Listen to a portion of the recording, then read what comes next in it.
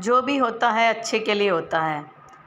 हम कई बार ऐसी मुसीबत में फंस जाते हैं और हमें ये लगता है कि हम इस मुसीबत में फंस गए हैं तो हमारे साथ कुछ बुरा हो रहा है, लेकिन परमात्मा की जो योजना है वो कुछ अच्छे के लिए ही होता है। परमात्मा की जो भी योजना होती है वो हमारे अच्छे के लिए होती है। तो इसको समझने के लिए, इस कंसेप्ट को क्लियर करने के लिए एक मैं आपको कहानी सुनाती हूँ, फिर आपको आइडिया हो जाएगा कि हाँ, जो भी होता है वो अच्छे के लिए होता है।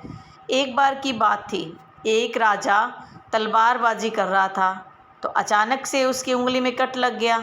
तो पास खड़े मंत्री अचानक बोल उठे, राजा साहब चिंता न करो, जो होता है अच्छे के लिए होता है। ये सुनते ही राजा को गुस्सा आ गया। राजा को गुस्सा आना तो स्वाभाविक ही था, क्योंकि अगर हाथ में कट लगेगा और कोई ये कहेगा कि जो हुआ है वो अच्छा हुआ है, चिंता मत कीजिए, तो गुस्सा तो नॉर्मल बात है। तो राजा उस मंत्री को उस बात के लिए अपने कैद खाने में डाल देता है और बाद में उसे फांसी का आदेश दे दिया जाता है। ये सारी बात सुनकर मंत्री घबरा जाता है। वो राजा से प्रार्थना करता है कि महाराज, मैंने आपके यहाँ इतने सालों तक काम किया है, तो क्या आप मेरी एक अंतिम इच्छा पूरी नहीं करोगे? राजा बोले, ठीक है, बताओ क्या है तुम्हारी अंतिम इच्छा? तो मंत्री बोला, राजा जी मुझे आप 10 दिन का समय दे दीजिए, 10 दिन के बाद आप मुझे जो चाहें सज़ा दे सकते हैं। राजा ने उसकी अंतिम इच्छा मान ली। राजा दूसरे दिन ही अपने सैनिकों के साथ जंगल में शिकार पर निकला और जब शिकार पर गया तो उसके सैनिकों से वह बिछड़ गया और रास्ता भटक गया। रास्ता भटकने के बाद वनवासियों ने उसे पकड़ लिया। वनवासियों के यहाँ बलि की प्रथा थी, तो वो राजा को पकड़कर अपने वन की देवी को बलि देने के लिए लेके गई।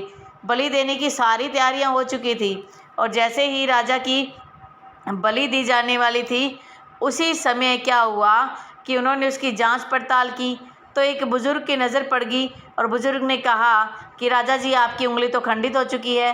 तो उसने ये आवाज़ लगाई कि राजा की उंगली तो खंडित है, तो राजा को बलि नहीं दी जा सकती, इसलिए राजा को छोड़ दिया जाए।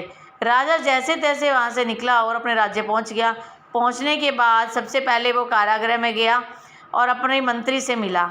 मंत्री से मिलने के बाद उसने कहा कि मंत्री, आपने जो कुछ कहा था वो सही कहा था कि जो भी होता है अच्छे के लिए होता है। यदि उस समय मेरे हाथ में तलवारबाजी के टाइम पर कट नहीं लगता तो फिर मुझे जो है बलि चढ़ा दिया जाता।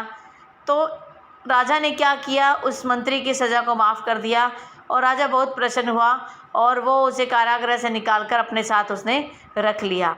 तो फिर इस कहानी से हमें यही सीख मिलती है कि ठीक है, हल्का सा कट हमें लगा था, जो समस्याएं हमारे लिए आई हैं हो सकता है वो किसी बड़ी समस्या से बचने के लिए आई हो। अगर उस छोटी समस्या में हम उलझ जाते हैं तो किसी बड़े नुकसान का हम कारक नहीं बनेंगे। मैं आशा करती हूँ कि आपको इस कहानी से सीख मिल गई होगी कि हमारे जीवन में जो कुछ भी घटित होता है वो परमात्मा की इच्छा से, परमात्मा की योजना से घटित होता है। हमें परमात्मा पर पूरा विश्वास रखना चाहिए और उस पर विश्वास रखकर जब हम अपने जीवन में कुछ कार्य करते हैं तो वो कार्य जो है हमें हमेशा फ़ायदा देता है।